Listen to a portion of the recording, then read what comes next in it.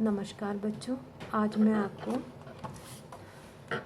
कक्षा 7 बाल महाभारत कथा के बारे में आपका ये जो चैप्टर है उसके बारे में बताना चाहूँगी।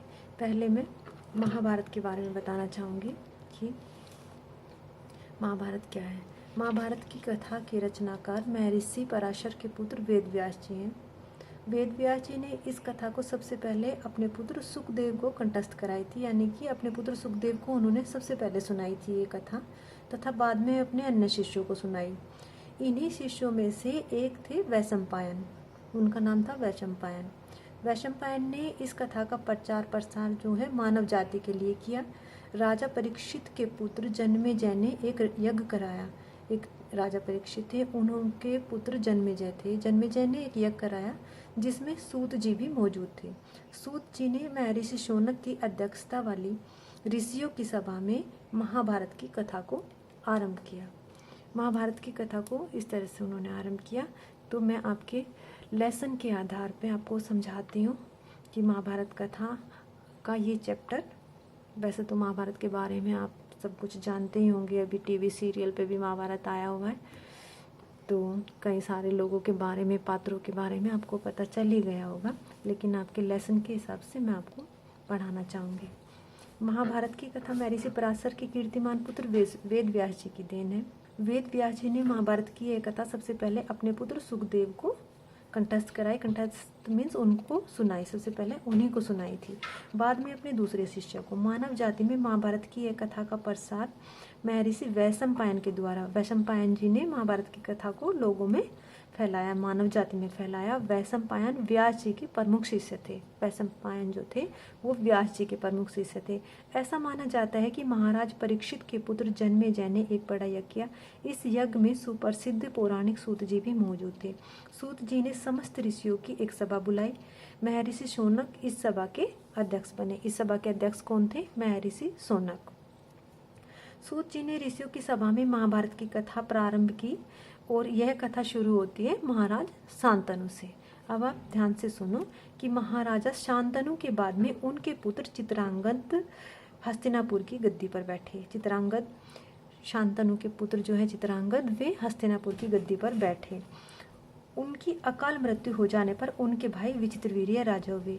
चित्रांगद की मृत्यु एकदम से किसी वजह से चित्रांगद की मृत्यु हो गई और उनके जो दूसरे भाई थे विचित्रवीर्य, उसके बाद में फिर उनको राजा बनाया गया। उनके 2 पुत्र हुए, विचित्रवीर्य के 2 पुत्र हुए। चित्रांगद का कोई भी नहीं था। उनके दोनों पुत्र हुए। 2 पुत्रों में से एक का नाम धृतराष्ट्र और दूसरे का नाम पांडु।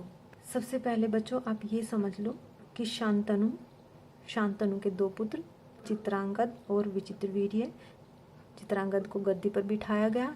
चित्रांगद की अकाल मृत्यु हो गई। उसके बाद में उनके छोटे भाई विचित्रवीर्य को गद्दी पर बैठाया गया। विचित्रवीर्य के 2 पुत्र हुए, धृतराष्ट्र और पांडु। बड़े बेटे धृतराष्ट्र जन्म से ही अंधे थे, इसलिए उस समय की नीति के अनुसार पांडु को राजगद्दी पर बिठाया गया। पहले जो ज्येष्ठ पुत्र होते थे, जो बड़े बेटे होते थे, उसी को राज गद्दी मिलती थी, लेकिन क्योंकि वो जन्म से ही अंधे थे इसलिए किसी अंधे को राजा नहीं बनाया जा सकता। उस राजनीति के अनुसार छोटे भाई पांडु को राजा बना दिया गया। पांडु ने कई वर्षों तक राज्य किया। उनकी 2 रानियां थी, कुंती और माद्री। पांडु की 2 रानियां थी, एक का नाम कुंती और दूसरी का माद्री। कुछ समय राज्य करने के बाद पांडु अपने किसी अपराध के प्रायश्चित के लिए तपस्या करने के लिए जंगल में चले गए। कुछ समय के पश्चात पांडु को भी कोई एक श्राप मिला हुआ था। उस श्राप का प्रायश्चित करने के लिए पांडु भी जंगल में चले गए। उनकी दोनों रानियां भी उन्हीं के साथ में चली गई। कुंती और माद्री, पांडु की जो दोनों पत्नियां थी, वो भी उन्हीं के साथ में जंगल में चली गई। वनवास के समय कुंती और माद्री ने 5 पांडवों को जन्म दिया। कुछ समय बाद पांडु की भी मृत्यु हो गई। 5 अनाथ बच्चों का वन के ऋषि मुनियों ने पालन पोषण किया और पढ़ाया लिखाया। जब युधिष्ठिर, सबसे बड़े पांडवों में सबसे बड़े बेटे का नाम था युधिष्ठिर, जब युधिष्ठिर 16 साल के हुए तो ऋषियों ने 5 राजकुमारों को हस्तिनापुर ले जाकर पितामह भीष्म को सौंप दिया। 5 पांडव बुद्धि से तेज और शरीर से बहुत ही बली थे। उनकी प्रखर बुद्धि और मधुर स्वभाव से उन्होंने सबको मोह लिया था। यह देखकर धृतराष्ट्र के पुत्र कौरव धृतराष्ट्र के 100 पुत्र थे, उनका नाम कौरव था। 5 पांडवों को पांडु बोला जाता था और धृतराष्ट्र जो अंधे थे उनके पुत्र थे 100, उन 100 पुत्रों को कौरव कहा जाता था। तो वो सब उनसे 5 पांडवों का इतना हष्ट पुष्ट इतना बली होना देखकर वो सब उनसे जलने लगे, क्योंकि पांडवों को सभी प्यार करते थे, इसलिए वो उनसे जलने लगे। उन्होंने पांडवों को तरह तरह के कष्ट देना शुरू कर दिया। जब कौरवों ने पांडवों को तरह तरह के कष्ट देना शुरू कर दिया, दिन पर दिन कौरवों और पांडवों के बीच का वैरभाव बढ़ता चला गया, एक दूसरे से ईर्ष्या बढ़ती चली गई। अंत में पितामह भीष्म ने दोनों को किसी तरह समझाया और उनके बीच संधि करा दी, उनके बीच में एक फैसला करवा दिया। भीष्म के अनुसार कुरु राज के 2 हिस्से किए गए। कौरव हस्तिनापुर में ही राज करते रहे और पांडवों को एक अलग ही राज्य दे दिया गया, जो आगे चलकर इंद्रप्रस्थ के नाम से मशहूर हुआ। इस प्रकार कुछ दिन शांति रही। उन दिनों राजा लोगों में चौसर खेलने का आम रिवाज था। चौसर के बारे में तो अगर आप लोग महाभारत देख रहे होंगे तो आप देख ही रहे होंगे कि चौसर का गेम किसको कहते हैं। तो ये चौसर होती थी, इस तरह से खेलना, वो एक रिवाज था, वो उनकी शान की बात थी और राजनीति में भी उसको मना नहीं किया जा सकता था, ऐसा गेम था वो। राज्य तक की बाजियां लग जाती थी। इस रिवाज के मुताबिक एक बार पांडवों और कौरवों के बीच में चौपड़ खेला। कौरवों की तरफ से कुटिल शकुनी ने खेला।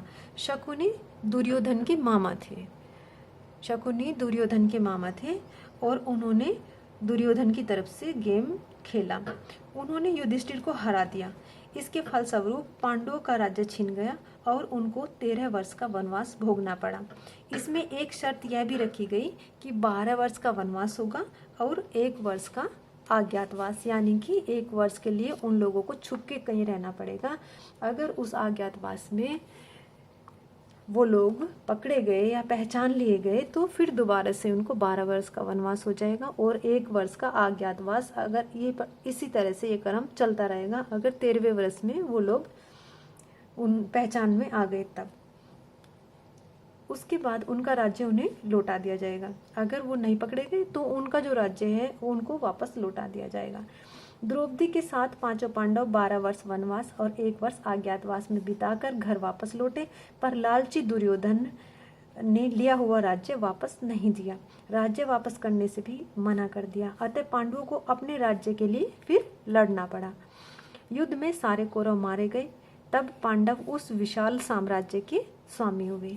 उसके बाद 36 वर्षों तक पांडवों ने राज्य किया। पांडवों ने कितने वर्षों तक राज्य किया? 36 वर्षों तक, 36 साल तक उन्होंने राज्य किया और फिर अपने पोते परीक्षित को राज्य देकर द्रौपदी के साथ तपस्या करने के लिए हिमालय में चले गए। बस संक्षेप में या छोटे रूप में इसको बोल सकते हैं, यही महाभारत की कथा है। इसी में ही अब आगे चलकर अलग अलग पात्रों का पूरा विस्तार से आपको जानकारी दी जाएगी।